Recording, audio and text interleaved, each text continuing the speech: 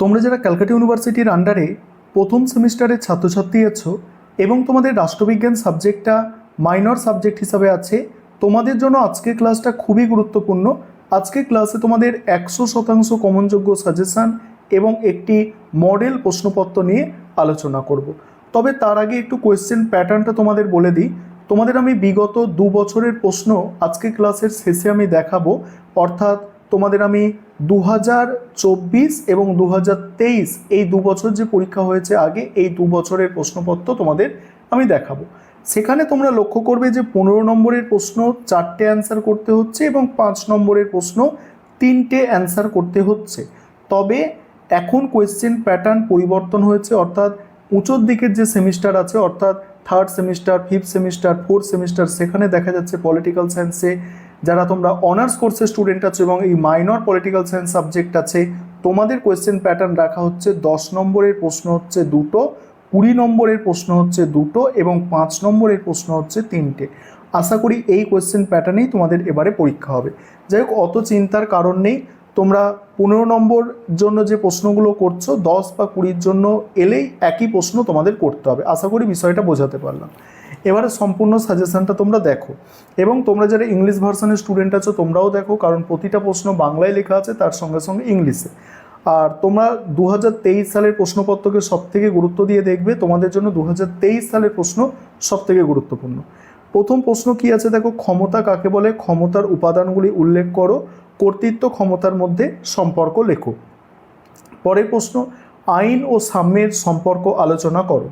Next, জাতি রাষ্ট্র বলতে কী বোঝো, জাতি রাষ্ট্রের বৈশিষ্ট্যগুলি আলোচনা করো। পরের প্রশ্ন, উদারনৈতিক রাষ্ট্র সম্পর্কে বিস্তারিত আলোচনা করো। সার্বভৌমিকতার বহুত্ববাদী তত্ত্বটি আলোচনা করো। নেক্সট আছে, ওয়েস্টফেলিয়া যুগ থেকে একবিংশ শতক পর্যন্ত সার্বভৌমত্বের ধারণার বিবর্তন আলোচনা করো। নেক্সট, স্বাধীনতা বলতে কী বোঝো, ব্যক্তি স্বাধীনতার রক্ষা কবচগুলি আলোচনা করো। এখানে 6 নম্বর পর্যন্ত প্রশ্ন সবথেকে গুরুত্বপূর্ণ, বুঝতে পারছো তোমরা স্টার্ট থেকে। এবার মডিউল 2 থেকে দেখো, মডিউল 2 থেকে বড় প্রশ্ন যেগুলো তোমরা তৈরি করবে। প্রথম প্রশ্ন এখানে আছে, জন রলসের ন্যায় বিচারের তত্ত্বটি আলোচনা করো। তারপরের প্রশ্ন, তুমি কি মনে করো যে গণতন্ত্র কর্তৃত্ববাদ পরস্পর বিরোধী ধারণা, তোমার উত্তরের সপক্ষে যুক্তি দাও। তারপরে আছে, নাগরিকতার উদারবাদী তত্ত্বটি আলোচনা করো, মানে সমালোচনা সহ লেখো। পরের প্রশ্ন কি আছে, পরের প্রশ্ন আছে দেখো, প্রতিরোধের অধিকার সম্পর্কে বিস্তারিত আলোচনা করো। তারপরে আছে, অধিকার বলতে কী বোঝো, অধিকারের বিভিন্ন তত্ত্ব আলোচনা করো। নেক্সট, সদর্থক স্বাধীনতা ও নঙর্থক স্বাধীনতার মধ্যে পার্থক্য উদাহরণ সহ আলোচনা করো। আর একটি এক্সট্রা প্রশ্ন দেওয়া আছে, স্বাধীনতা কাকে বলে, স্বাধীনতার বিভিন্ন প্রকার বর্ণনা করো। এই হচ্ছে তোমাদের বড় প্রশ্নের সাজেশান। এবার 5 নম্বরের প্রশ্ন দেখে নাও। 5 নম্বরের প্রশ্ন মডিউল 1 এবং মডিউল 2 অ্যাডজাস্ট করে করা হয়েছে। 5 নম্বরের প্রশ্নের সাজেশন নিয়ে আলোচনা করব। তার আগে যে বিষয়টা তোমাদের বলার আছে, তোমাদের জন্য অনলাইন কোচিং ক্লাস চলছিল, যেটা এখন কমপ্লিট হয়ে গিয়েছে এবং এখন তোমরা যেটা করতে পারো, তোমরা যদি কেউ পিডিএফ নোটস অর্থাৎ স্টাডি মেটেরিয়াল কিনতে চাও, সেক্ষেত্রে নিচে স্ক্রিনে একটা নম্বর দেখতে পাচ্ছ, ওই নম্বরে যোগাযোগ করে নেবে। দেখো 5 নম্বরের জন্য যে প্রশ্নগুলো তৈরি করবে, দেখো রাজনীতির ধারণা ও অর্থ, সাম্য এগুলো টিকা আকারে তৈরি করতে হবে। সার্বভৌমিকতার একত্ববাদী ধারণা। নেক্সট হচ্ছে রাষ্ট্র সম্পর্কিত আদর্শবাদী তত্ত্ব। নেক্সট, আইনের সংজ্ঞা ও উৎস, স্বাধীনতার মার্ক্সীয় ধারণা। নেক্সট হচ্ছে ডেভিড হেল্টকে অনুসরণ করে গণতন্ত্রের প্রকারভেদ, রাজনৈতিক আনুগত্য সম্পর্কিত বার্কারের ধারণা, অজ্ঞানতার পর্দা রলসের ধারণা, জাতি রাষ্ট্রের পার্থক্য, রাজনৈতিক ব্যবস্থায় কর্তৃত্বের ভিত্তি হিসাবে বৈধতা, ধ্রুপদী গণতন্ত্রের বৈশিষ্ট্য। এগুলো হচ্ছে তোমাদের 5 নম্বর হিসাবে তৈরি করতে হচ্ছে। এবার মডেল প্রশ্নপত্র, তোমরা যারা বেঙ্গলি ভার্সান প্রথম দেখবে, তারপরে ইংলিশ ভার্সানের মডেল প্রশ্নপত্রটা আছে। আবারও বলছি, কেউ যদি এখনও পিডিএফ নোটস অর্থাৎ স্টাডি মেটেরিয়াল আমাদের থেকে পারচেস করতে চাও, স্ক্রিনে দেওয়া নম্বরে যোগাযোগ করে নেবে।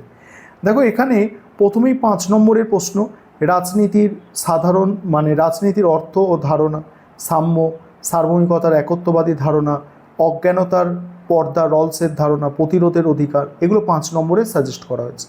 তোমার বড় প্রশ্ন দেখো, ক্ষমতা কাকে বলে, ক্ষমতার উপাদানগুলি উল্লেখ করো, কর্তৃত্বের সঙ্গে ক্ষমতার সম্পর্ক।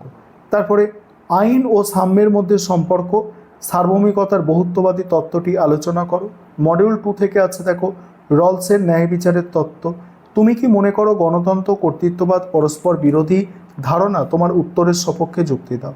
তারপরে অধিকার বলতে কি বোঝো? অধিকারের বিভিন্ন তত্ত্ব আলোচনা করো। এবার তোমরা যারা ইংলিশ ভার্সন স্টুডেন্ট আছো তোমরা দেখে নাও এবং তারপরেই তোমাদের আমি বিগত বছরের প্রশ্নপত্র দেখাবো। দেখো ইংলিশ ভার্সনের, এটা ইংলিশ ভার্সন।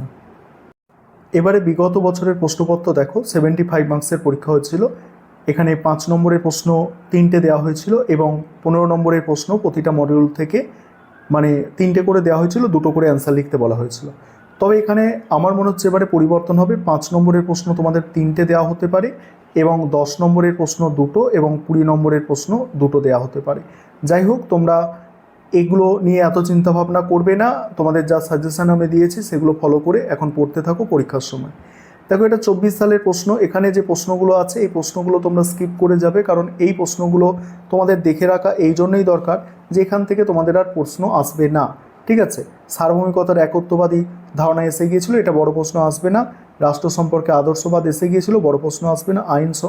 আইনের উৎস, এগুলো ছোট আসতে পারে যেগুলো বড় এসেছিল। ঠিক আছে, আশা করি বিষয়টা বুঝতে পারলে। এবারে 2023 সালের প্রশ্নপত্র, এই প্রশ্নপত্রটা তোমাদের জন্য সবথেকে গুরুত্বপূর্ণ। ঠিক আছে, এটা খুব ভালো করে দেখে যাবে, কারণ এখান থেকে প্রায় 50% প্রশ্ন তোমাদের কমন আসার সম্ভাবনা আছে এই একটা সিঙ্গেল কোয়েশ্চেন পেপার থেকেই।